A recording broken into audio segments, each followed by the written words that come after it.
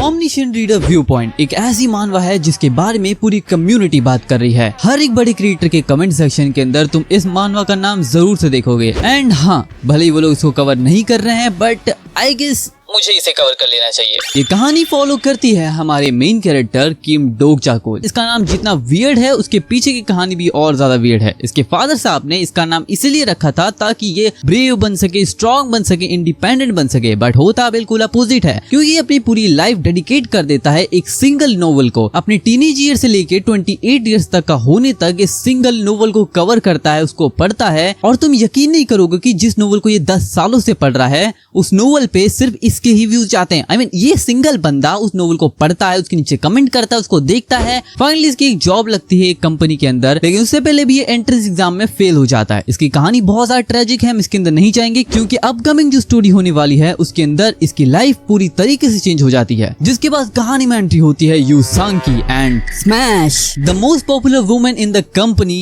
Is in the subway. 3-वे survival apocalypse के बारे में हमें और चीजें पता चलती हैं, जैसे कि पहले इसके कई रीडर्स हुआ करते थे। स्टार्टिंग के चैप्टर 1 से लेकर 20 तक लोगों ने इसको काफी अच्छे से पढ़ा था, बट बाद में लोगों ने इसे ड्रॉप कर दिया। एंड धीरे धीरे कहानी जैसे जैसे आगे बढ़ी तो उसके व्यूअर अचानक से काफी कम हो गए। And throughout the heavens and the earth He is alone, the honored one. I mean, Dokja, जो कि आखिर तक इस नोवेल को पढ़ता है। And today is the end of this novel. इसके फाइनल चैप्टर के साथ ये कहानी एंड हो जाएगी। एंड इसके लिए इसको थोड़ा बुरा तो लगता है, लेकिन ये इस चीज के लिए भी खुशी कि आखिर तक इसने इसको पढ़ा। बट उसके कंपनसेशन के अंदर वो उसको कमेंट कर देता है अच्छे अपने दिल से, बाय हार्ट, जो भी उसकी फीलिंग्स होती है वो सब कमेंट में लिख देता है, जिससे शायद से ऑथर खुश होता हो, क्योंकि आज तक उसने कभी रिप्लाई नहीं दिया है। तभी अचानक से डोकचा के फोन में एक मैसेज आता है and the message was from the author himself. Author ने उसको थैंक यू लिखा होता है इतने दिनों से, इतने सालों से उसके साथ बने रहने के लिए, थैंक्स। इसी के साथ ऑथर ये भी बताता है कि उसने एक कंपटीशन भी जीता है तुम्हारी वजह से। हाँ, कंपटीशन का नाम वो बता नहीं सकता क्योंकि वो अननोन कंपटीशन है।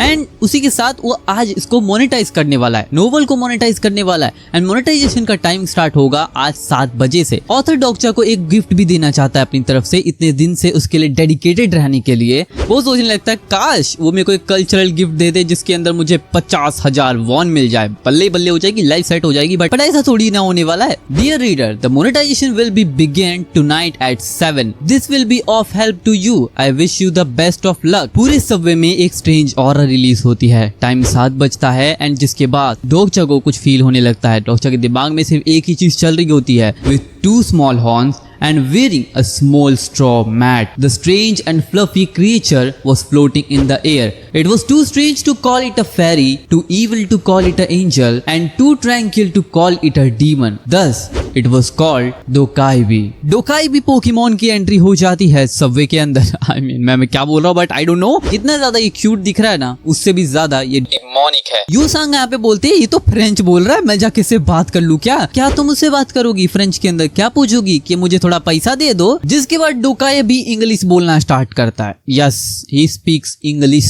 एंड ये बंदा बोलता है, ए तू कर क्या रहा है यहाँ पे भाई? मेरे को बता, क्या ये फिल्मिंग चल रही है? कोई मूवी चल रही है क्या? मेरे को ऑडिशन देने जाना है, मेरे को काम है, तू मेरा रास्ता मत रोक, जाने दे, ट्रेन को चला भाई। डोकाई बोलता, ओ अभी ऑडिशन का टाइम है, मुझे तो पता ही नहीं था। मुझे लगा रात के टाइम किसको कोई ऑडिशन देना होगा, लेकिन लगता है कि हमारी इन्वेस्टिगेशन अच्छे से नहीं हुई। पर मुझे तो कहा गया था कि यहाँ पे ज्यादातर लोग कंपाइल करेंगे मोनेटाइजेशन के लिए, जो कि 7 बजे होगी। डोकाई भी बोलता है ठीक है, सब लोग काम डाउन हो जाओ, मेरी बात सुनो, मेरे पास एक बहुत ही इंपॉर्टेंट इन्फॉर्मेशन है जो कि मैं तुम सभी को बताना चाहता हूँ। तो पीछे से एक बंदा बोलता है, किसको फर्क पड़ता है भाई, तू ट्रेन चलाना, मेरे को नहीं जाना कहीं पे, ना ही सुननी तेरी बात, तू ट्रेन चला, काम पे जाना है अपने को। वैसे ही धंधा बंदा चल रहा है। यहाँ पे तो लड़की बोल देती है, मम्मा वो देखो एक एनीमे। डोकचा जैसे डोकाइबी को देखता है उसकी आंखें फट जाती है। बंदा सोच में पड़ जाता है कि भाई आखिर हो कैसे सकता है, मैंने जो कहानी पढ़ी वो रियलिटी कैसे बन रही है। यूंगसू को वो बोलता है 1 इंच भी हिलना मत। एंड जिसके बाद जो होता है वो बहुत ज्यादा टेरिफाइंग होता है। डोकाई भी हंसने लगता है और बोलता है, तुम लोग बहुत ज्यादा आवाज करते हो और मैंने तुम्हें कहा कि चुप रहो। और सिर्फ इतना ही नहीं, वो एक के बाद एक बहुत सारे लोगों को मारने लगता है। खैर ये सब छोड़ो, आगे डोकाई भी कुछ और बोलता है। वो बोलता है ना ही ये मूवी की शूटिंग चल रही है, ना ही कोई सपना है, ना ही कोई नोवेल है, और ना ही वो रियलिटी है जिसके अंदर तुम हमेशा से जीते आए हो। But now the good old days are gone. अब से ये जीवन कोई भी आसानी से नहीं जिएगा और ना ही यहाँ पे फ्री में रहने का तुम्हें मौका मिलने वाला है। तब सामने से आता है पैसे वाला बंदा। समझो, हर एक कहानी के अंदर एक पैसे वाला बंदा जरूर आता है, जिसके बाद अंबानी से जितना पैसा होगा लेके आएगा, बोले क्या भाई पैसे तो मैं सब कुछ खरीद लूंगा, अंबानी मेरे छोड़ो रहने दो। हान यहाँ पे जाके अपना कार्ड दिखाता है, डोकाइबी को बोलता है देखो जितना पैसा चाहिए तू ले, लेकिन मेरे को जाने दे, लेकिन ये तेरा पैसे से मैं कुछ खरीद नहीं पाऊंगा क्योंकि ये पैसा मेरे लिए कागज के अलावा कुछ नहीं है। एंड जिसके बाद डोकाइबी उसको जला देता है। खैर जिसके बाद सभी की आंखों के सामने एक एक पैनल ओपन हो जाता है just like a game, and उसमें लिखा होता है the main scenario has arrived, kill 1 or more lives, category में difficulty F, time limit 30 minute, reward 300 coins, failure death. यूसांग यहाँ पे पुलिस को कॉल करने लगती है बट कॉल तो लगता ही नहीं है। डोकचा यूसांग को बताता है कि पैनिक होने की बिल्कुल जरूरत नहीं है, तुमने एक गेम तो जरूर खेला होगा इंस्टीट्यूट के अंदर, एंड ये सब एक गेम की तरह ही है, तुम्हें इसके ऊपर फोकस करना है और क्या चीजें हो रही हैं, सारे रूल्स क्या हैं, ये हमें खुद पता करना होगा। डोकचा यहाँ पे सोच रहा होता है कि तभी वहाँ पे एक बंदा बाहर आता है, सबको calm down baby calm down करने लगता है। वो बोलता है कि सब शांत हो गए, अब मेरी बात सुनो, मेरा नाम है लिu Hyunsung, currently an army lieutenant. Dokja जैसे लिu ह्यूनसांग को देखता है उसे पता चलता है कि उसने ये नाम कहीं ना कहीं तो सुना है, नोवेल का कैरेक्टर एंटर कर चुका है रियल वर्ल्ड में। तभी एक अनाउंसमेंट होती है बाय द प्राइम मिनिस्टर। सभी लोग सोचने लगते प्रेसिडेंट को देना चाहिए अनाउंसमेंट, तो प्रेसिडेंट किधर है, प्रेसिडेंट पहले ही टपक चुका है। And the prime minister is announcing, the government is announcing कि हर जगह डिजास्टर फैल चुका है। इतना ही वो बंदा बोलने लगता है कि उतने में उसकी गर्दन भी गायब हो जाती है। तभी डोकाइबी सबवे के अंदर फिर एंटर करता है, बोलता है तुम लोगों को क्या लगता है ये सब चीजें बहुत आसानी से बीत जाएंगी, तुम हल्के में ले रहे हो मेरे को, मेरी पावर देख रहे हो, ऑरा माइनस कर रहे हो मेरा,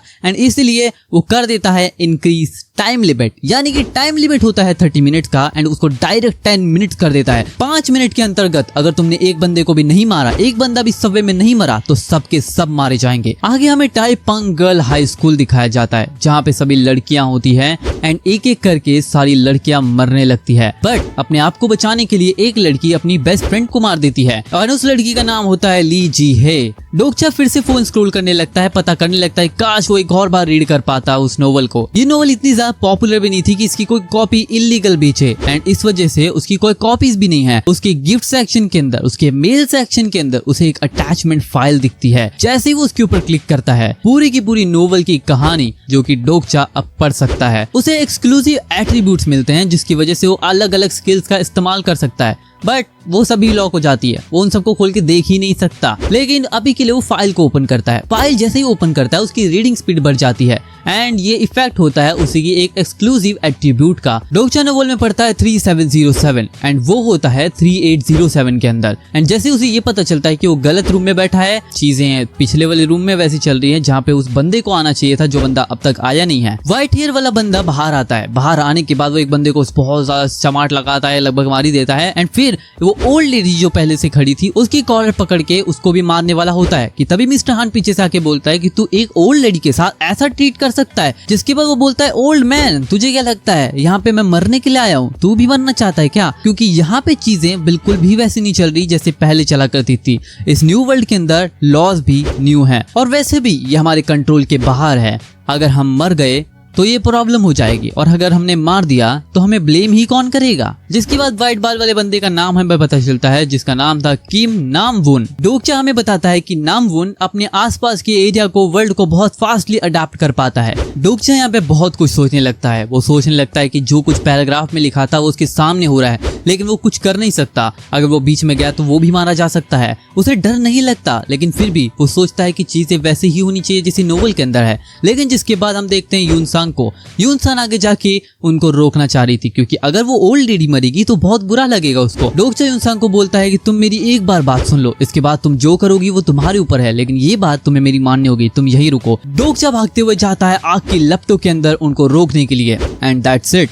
इसके बाद हमारा ये चैप्टर, हमारा ये पार्ट यहीं पे खत्म होता है। आई नो कि मैंने बहुत ज्यादा तगड़े क्लिफ हैंगर पे तुम्हें रोका है, आगे कहानी और भी ज्यादा इंटरेस्टिंग होने वाली है। जिन लोगों ने मानवा पढ़ रखी है उनको पता है कि कितनी ज्यादा अमेजिंग है, बट मैं तुम्हें आज ही थोड़ी सब कुछ बता दूंगा एंड इसीलिए तुम नेक्स्ट पार्ट के लिए भी तैयार रहना क्योंकि अपकमिंग नेक्स्ट पार्ट के अंदर हम आगे की कहानी के बारे में बात करेंगे। लेकिन क्या तुम्हें रिवेंज मांगा पसंद है? अगर पसंद है तो मैंने इस मांगा को कवर कर रखा है, इसका नाम है गाचिया कुता। ये बहुत ज्यादा अमेजिंग मांगा है, तो तुम लोग इसको चेकआउट जरूर से करना, एंजॉय करो। पार्ट 1 आ चुका है, पार्ट 2 भी बहुत जल्द लेकर आऊंगा। मैं मिलता हूं तुम लोग से नेक्स्ट वीडियो में, तब तक के लिए सायोनारा।